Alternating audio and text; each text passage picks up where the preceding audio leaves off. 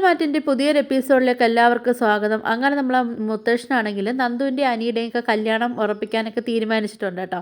അങ്ങനെ നമ്മളെ മുത്തശ്ശനാണെങ്കിൽ മുത്തശ്ശിയെടുത്ത് പറയുന്നുണ്ട്, എന്തായാലും താനൊന്ന് ഇറങ്ങി നമുക്കൊരു കല്യാണം ആലോചിക്കാൻ പോവാന്നൊക്കെ പറയുന്ന സമയത്ത് മുത്തശ്ശി ചോദിക്കുന്നുണ്ട്, ഈ വയസ്സാം കാലത്താണോ കല്യാണം എന്നൊക്കെ ഇങ്ങനെ ചോദിക്കുമ്പോൾ പറയുന്നുണ്ട്, എനിക്കല്ലടോ അനിക്കാന്നൊക്കെ പറയുന്നുണ്ട് കേട്ടോ. അപ്പോഴത്തേക്ക് നമ്മളെ മുത്തശ്ശി ചോദിക്കുന്നുണ്ട്, അനിയെടുത്ത് പറഞ്ഞോ എന്നൊക്കെ ചോദിക്കുന്ന സമയത്തോ അവനിത് കേട്ടപ്പോൾ തന്നെ അവൻ ഭയങ്കര ഹാപ്പിയാന്നൊക്കെ പറയുന്നുണ്ട് കേട്ടോ.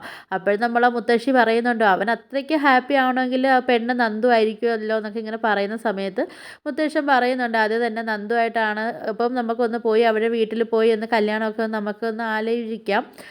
പക്ഷേ എന്തായാലും തൽക്കാലം ഇവിടെ ഉള്ളവരാരും അറിയണ്ട, അവിടുത്തെ തീരുമാനങ്ങളൊക്കെ അറിഞ്ഞിട്ട് മതി നമുക്ക് ഇവിടെ ഉള്ളവരടുത്ത് പറയാമെന്നൊക്കെ പറഞ്ഞിട്ട് നമ്മളെ മുത്തശ്ശനും മുത്തശ്ശിയും കൂടെ ആണെങ്കിൽ നമ്മളെ കനകയുടെ വീട്ടിലോട്ടൊക്കെ പോകുന്നുണ്ട് കേട്ടോ. അങ്ങനെ അവിടെ ചെല്ലുന്ന സമയത്താണെങ്കിൽ കനകയും ഗോവിന്ദനും ആണെങ്കിൽ മുത്തശ്ശനെയും മുത്തശ്ശിയൊക്കെ കാണുമ്പോൾ ആദ്യം ഒരു ഞെട്ടലോടെയൊക്കെ ഇരിക്കുന്നുണ്ട്. പിന്നെ അവരാണെങ്കിൽ നല്ല രീതിയിലൊക്കെ അവരെ സ്വീകരിച്ച് അകത്തോട്ടൊക്കെ ഇരുത്തിയിട്ട് അവർക്ക് കുടിക്കാൻ ജ്യൂസൊക്കെ കൊണ്ട് കൊടുക്കുന്നുണ്ട് കേട്ടോ നമ്മളെ കനക.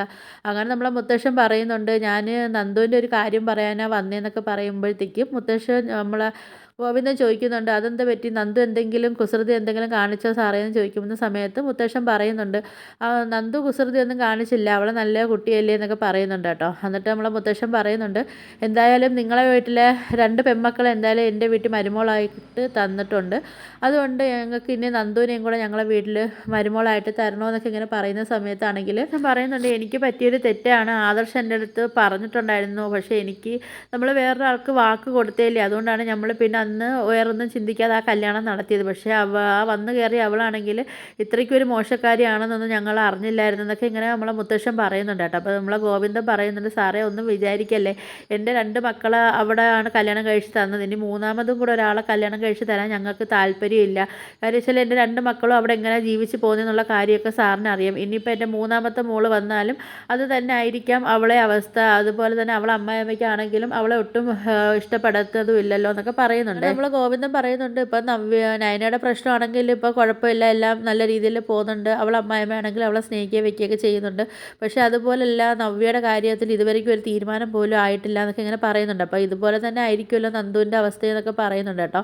അപ്പോൾ മുത്തശ്ശൻ പറയുന്നുണ്ട്, നിങ്ങൾക്ക് ഞാൻ അവിടെ ഉണ്ടല്ലോ, അപ്പോൾ പിന്നെ നിങ്ങൾക്ക് അത് ഓർത്ത് പേടിക്കേണ്ട കാര്യമില്ല, പിന്നെ നന്ദുവിനെ കല്യാണം കഴിക്കാൻ പോകുന്ന അനിയുടെ സ്വഭാവം നിങ്ങൾക്കറിയാം, അവളെ പൊന്നു പോലെ അവൻ നോക്കിക്കോളുമല്ലോ എന്നൊക്കെ ഇങ്ങനെ പറയുന്നുണ്ട് കേട്ടോ.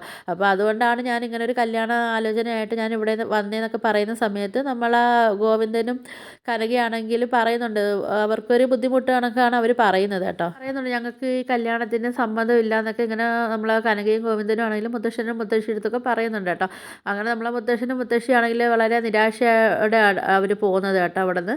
അങ്ങനെ നമ്മളെ മുത്തശ്ശൻ ഇങ്ങനെ ചിന്തിക്കുന്നുണ്ട്, എന്തായാലും ഇവരെ മനസ്സിൽ എന്തായാലും ഇതിങ്ങനെയൊക്കെ കിടക്കും, എന്തായാലും സ്നേഹിക്കുന്നവർ തമ്മിൽ നമ്മൾ എന്തായാലും അവരെ ഇനിയെങ്കിലും നമ്മൾ ഒരുമിപ്പിക്കാൻ പറ്റത്തില്ല, അവരെന്തായാലും സ്നേഹിക്കുന്നുണ്ടല്ലോ, അപ്പോൾ അവരെന്തായാലും എന്ത് പ്രശ്നം വന്നാലും ഞാൻ എന്തായാലും അവരെ ഒരുമിപ്പിക്കുമെന്നൊക്കെ ഇങ്ങനെ മുത്തശ്ശൻ ഇങ്ങനെ ചിന്തിക്കുന്നുണ്ട്. ശേഷമാണെങ്കിൽ നമ്മളെ മുത്തശ്ശനാണെങ്കിൽ നന്ദുവിനെയും അനിയൊക്കെ വിളിക്കുന്നുണ്ട് കേട്ടോ. എന്നിട്ട് പറയുന്നുണ്ട്, നിങ്ങൾ ഒന്ന് പുറത്ത് വരണം, എനിക്ക് നിങ്ങളെ പുറത്ത് വെച്ച് എനിക്ക് കണ്ടിട്ട് നിങ്ങൾക്ക് എനിക്ക് കുറച്ച് സംസാരിക്കാനൊക്കെ ഉണ്ടെന്ന് പറയുന്നുണ്ട് കേട്ടോ. അങ്ങനെ നമ്മളെ മുത്തശ്ശൻ വിളിച്ചതനുസരിച്ച് നന്ദുവും അനിയാണെങ്കിലും വരുന്നുണ്ട് കേട്ടോ.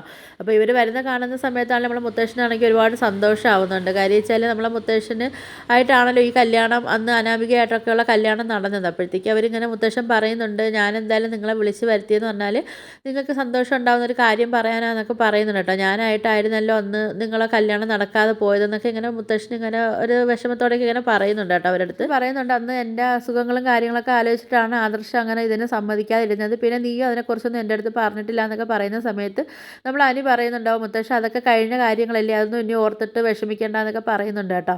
അങ്ങനെ നമ്മളെ മുത്തശ്ശൻ പറയുന്നുണ്ട്, എന്തായാലും സ്നേഹിക്കുന്ന മനസ്സ് എന്തായാലും ഒരുമിക്കണം, ആ നിങ്ങളെ തമ്മിലുള്ള കല്യാണം നടത്താനൊക്കെ ഞാൻ തീരുമാനിച്ചിരിക്കുക എന്നൊക്കെ പറയുന്നത് കേൾക്കുന്ന സമയത്താണെങ്കിൽ നമ്മൾ ആ നന്ദുവിനും അനിക്കുവാണെങ്കിൽ ഭയങ്കര സന്തോഷമാവുന്നുണ്ട് കേട്ടോ. അങ്ങനെ നമ്മൾ അനി ചോദിക്കുന്നുണ്ട്, അല്ല സോറി മുത്തശ്ശ, അമ്മ അതിന് സമ്മതിക്കാതെ ഇരിക്കുമല്ലേ, അപ്പോൾ പിന്നെ എന്താ ചെയ്യുന്നതെന്നൊക്കെ ചോദിക്കുന്നുണ്ട് കേട്ടോ. പിന്നെ അനി പറയുന്നുണ്ട്, മുത്തശ്ശ നന്ദുവിൻ്റെ അച്ഛനും അമ്മയ്ക്കും ഒന്നും ഈ കല്യാണത്തിന് താല്പര്യമില്ല എന്നൊക്കെ പറയുന്ന സമയത്ത് മുത്തശ്ശൻ പറയുന്നുണ്ട്, ഇപ്പോൾ എല്ലാവരെയും താല്പര്യമൊന്നും നോക്കേണ്ട ആവശ്യമില്ല, നിങ്ങൾ സ്നേഹിക്കുന്നവരാണെങ്കിൽ നിങ്ങൾ ഒരുമിക്കണം, അതേ ഉള്ളൂ, അതിന് നിങ്ങളെ കൂടെ ഞാൻ സപ്പോർട്ടായിട്ട് നിൽക്കുമോ എന്നൊക്കെ പറയുന്നുണ്ട് കേട്ടോ മുത്തശ്ശൻ. അപ്പോൾ മുത്തശ്ശൻ പറയുന്നുണ്ട്, ഇതിനിപ്പോൾ ചെയ്യാൻ പറ്റുന്നതെന്ന് പറയുന്നത് പറഞ്ഞാൽ നിങ്ങൾ രണ്ടുപേരും രജിസ്റ്റർ മാരേജ് കഴിക്കണമെന്ന് പറയും കേട്ടോ. അതെന്തായാലും ഇവിടെ എന്തായാലും ഇപ്പം നടക്കത്തില്ല. ഞാൻ പറയാം എൻ്റെ സുഹൃത്ത് വഴി ഞാൻ എല്ലാം റെഡി ആക്കിക്കോളാം, അപ്പോൾ ആ സമയത്ത് നിങ്ങൾ അവിടെ പോയാൽ മതി എന്നൊക്കെ ഇങ്ങനെ പറയുന്നുണ്ട് കേട്ടോ. ആ സമയത്താണെങ്കിൽ നമ്മൾ മുത്തശ്ശൻ പറയുന്നുണ്ട് നന്ദുവിൻ്റെ അടുത്ത്, നന്ദു അനാമികയുടെ ഒരു കേസിൻ്റെ അന്വേഷണമായിട്ട് അനിയെ കൊണ്ടുപോകുന്നതായിട്ട് ഇവിടുന്ന് പോയാൽ മതി എന്നൊക്കെ ഇങ്ങനെ മുത്തശ്ശനാണെങ്കിൽ നന്ദുവിൻ്റെ അടുത്തും അനിയടുത്തൊക്കെ പറഞ്ഞു കൊടുക്കുന്നുണ്ടേ. അങ്ങനെ നമ്മൾ നന്ദു ആണെങ്കിൽ അനിയും കൂട്ടിക്കൊണ്ട് പോകുന്നുണ്ട് കേട്ടോ. ഇത് കണക്ക് അനാമികയുടെ കേസ് അന്വേഷണമെന്ന് പറഞ്ഞിട്ട് പോകുന്നുണ്ട് കേട്ടോ. അപ്പോൾ പോകുന്ന സമയത്താണെങ്കിൽ നമ്മളെ നയനയ്ക്കൊക്കെ ആണെങ്കിൽ ഭയങ്കര സംശയം തോന്നുന്നുണ്ട് കേട്ടോ. സംശയം തോന്നാൻ നയനെ കഴിഞ്ഞല്ലേ വേറെ ആരും ഉള്ളൂ. അപ്പോൾ പിന്നെ നയനയ്ക്ക് സംശയം തോന്നുന്നത് ഒരു സ്വാഭാവികമാണല്ലോ. അങ്ങനെ നയനയാണെങ്കിൽ ചോദിക്കുന്നുണ്ട് കേട്ടോ നന്ദുവിൻ്റെ അടുത്ത്. അപ്പോൾ നന്ദു പറയുന്നുണ്ട് അത് അനിയെ കൊണ്ടുപോകേണ്ട ആവശ്യമുണ്ട് ആ കേസിന്, അല്ലെങ്കിൽ പിന്നെ ഇപ്പോൾ എനിക്ക് അനിയെ കൊണ്ടുപോകേണ്ട കാര്യമൊന്നുമില്ലല്ലോ ചേച്ചി എന്നൊക്കെ പറഞ്ഞിട്ട് നമ്മളെ നന്ദു ആണെങ്കിൽ ഒഴിഞ്ഞു മാറുന്നുണ്ട് കേട്ടോ ആ കാര്യമൊക്കെ പറഞ്ഞിട്ട്. അപ്പോൾ എന്നിട്ട് നമ്മളെ നയനയ്ക്കാണെങ്കിൽ നല്ല രീതിയിൽ സംശയമുണ്ട്. അങ്ങനെ ഇവരാണെങ്കിൽ നേരെ നമ്മളെ മുത്തശ്ശൻ്റെ ഫ്രണ്ടിൻ്റെ വീട്ടിൽ പോകുന്നുണ്ട് കേട്ടോ. പോയിട്ടാണെങ്കിൽ ഇവർ രജിസ്റ്റർ മാരേജിൻ്റെ എല്ലാ കാര്യങ്ങളും ഒക്കെ റെഡിയാക്കിയിട്ട് നമ്മൾ അനിയാണെങ്കിൽ നന്ദുവിൻ്റെ കഴുത്തിൽ താലി ചാർത്തുന്നുണ്ട് കേട്ടോ. ആ സമയത്ത് നമ്മളെ മുത്തശ്ശൻ അവിടെ ഇല്ല. അപ്പം മുത്തശ്ശനും കൂടെ പോയി കഴിഞ്ഞാൽ അവർക്കൊരു സംശയം തോന്നുമല്ലോ.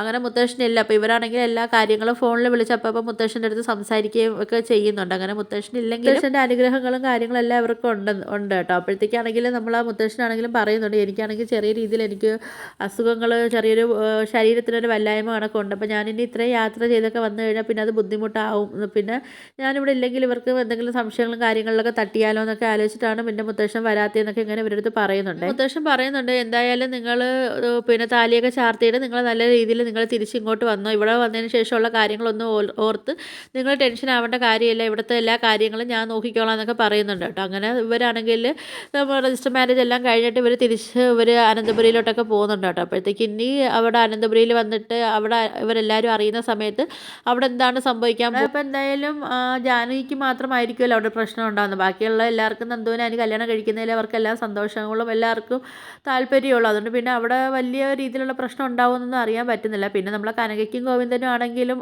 എന്താണ് അവിടുത്തെ സംഭവം എന്നൊക്കെ എന്തായാലും നമുക്ക് ഇനി അടുത്ത വീഡിയോയിലൂടെ നമുക്ക് കാണാം. അപ്പോൾ നിങ്ങൾക്ക് എൻ്റെ വീഡിയോസൊക്കെ ഇഷ്ടപ്പെടുവാണെങ്കിൽ ഒന്ന് ലൈക്ക് ചെയ്ത് ഷെയർ ചെയ്ത് സബ്സ്ക്രൈബ് ചെയ്ത് കൊള്ള ബെല്ലൈക്കൺ ഒന്ന് എനേബിൾ ചെയ്തൊന്ന് സപ്പോർട്ട് ചെയ്യണേ.